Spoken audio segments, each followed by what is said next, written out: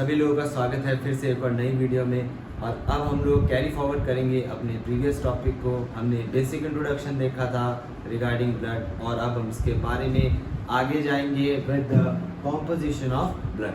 So what we all are going to study today is composition of blood. जैसे कि इसमें दिखाया गया है, ठीक है, it is consisting of two different things. One is blood plasma and one is blood cells.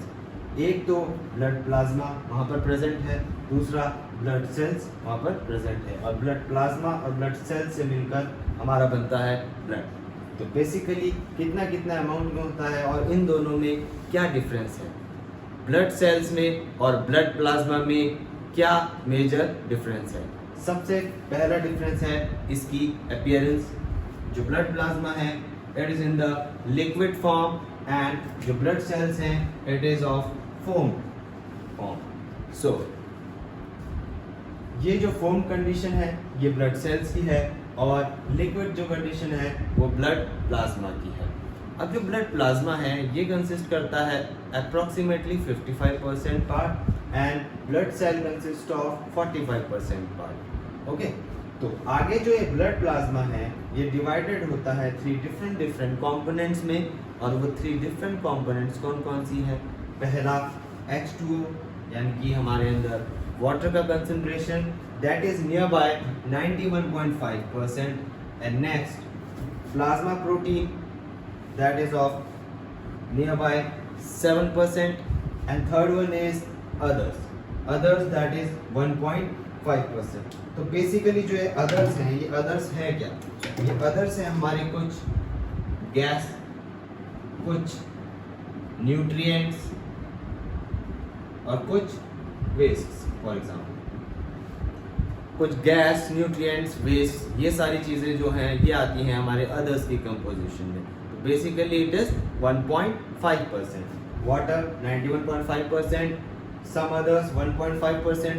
तो total कितना हो गया आपका 91.5 93% एंड लास्ट में बच जाता है 7%। तो जो 7% है वो हो गया हमारे पास हमारा प्लाज्मा प्रोटीन। रेस्ट ये जो प्लाज्मा प्रोटीन है ये आगे 3 डिफरेंट कॉम्पोजिशंस में जो है इसका डिवीजन है और वो क्या क्या है, वो है हमारे पास albumin, next one is globulin and third one is fibrinogen.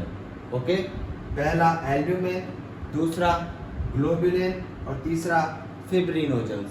ये तीनों मिलके जो है हमारा प्लाज्मा प्रोटीन बनाते हैं। प्लाज्मा प्रोटीन जिसकी 7% कंसंट्रेशन है 55% में से।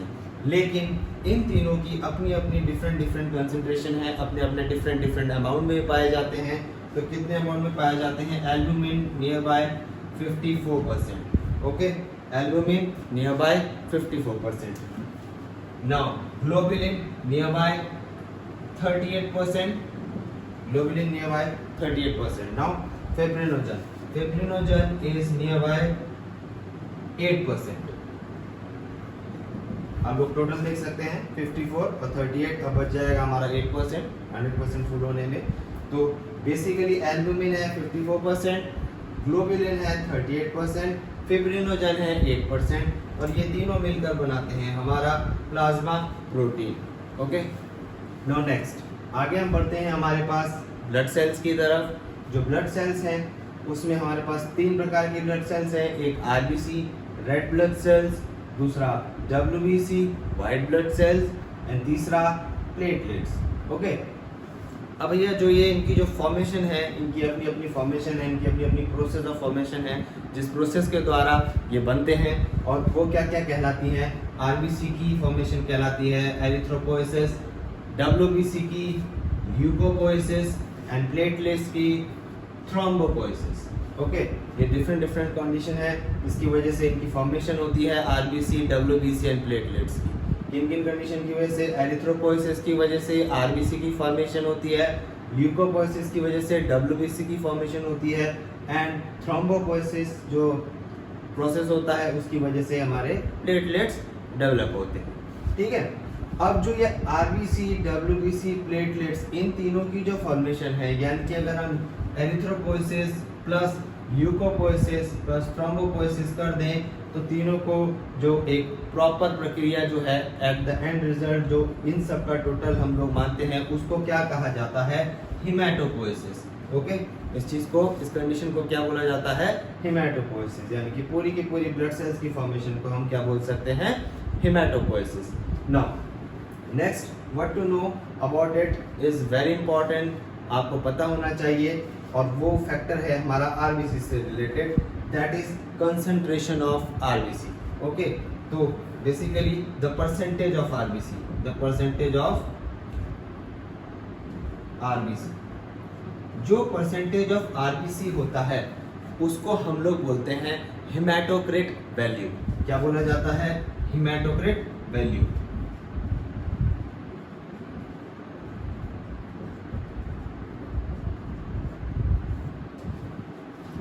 इस आरबीसी की परसेंटेज को हम लोग क्या बोलते हैं, हिमेटोक्रिट वैल्यू, जो कि मेल्स और फीमेल्स दोनों में डिफर करती है। ओके, तो in case of males and females, males और फीमेल्स में डिफर करती है। मेल्स में हमारे पास हो गई, हमारे पास 40 से 42% एंड फीमेल्स में हो गई approximately near by two 38 to 40%। ठीक है, ये जो हिमेटोक्रिट वैल्यू है इसकी बात हो रही है, यानी कि परसेंटेज ऑफ आरबीसी जिसको हम लोग हिमेटोक्रिट वैल्यू कहते हैं उसकी बात हो रही है, और ये हिमेटोक्रिट वैल्यू मेल और फीमेल दोनों में डिफर करती है।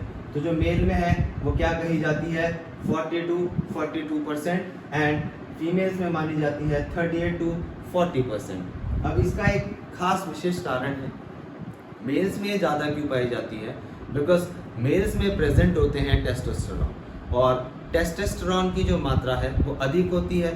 तो अब अधिक मात्रा के टेस्टोस्टेरोन की होने की वजह से वो प्रमोट करता है, बढ़ावा देता है एरिथ्रोपोइसिस की फॉर्मेशन को। ठीक है, इस कंडीशन को देता है बढ़ावा एरिथ्रोपोइसिस की।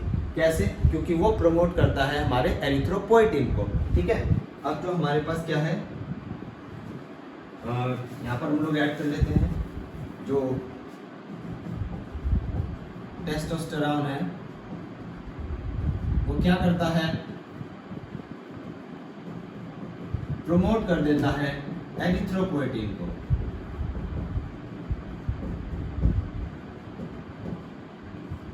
और जब ये एरिथ्रोपोइटिन को प्रमोट करता है उस कंडीशन की वजह से क्या होता है, एरिथ्रोपोइसिस होता है।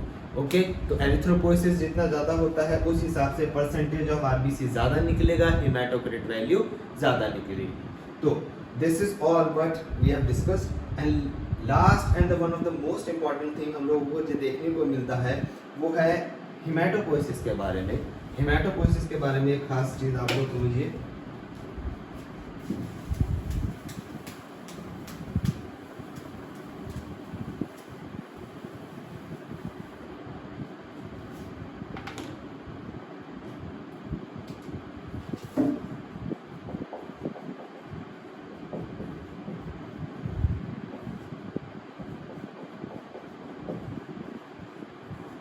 जो हिमेटोपोइसिस है वो स्टार्ट होता है यॉर्क सैक से। कहाँ से होता है, यॉर्क सैक से। ठीक है, और यॉर्क सैक में एट स्प्लीन, लिवर एंड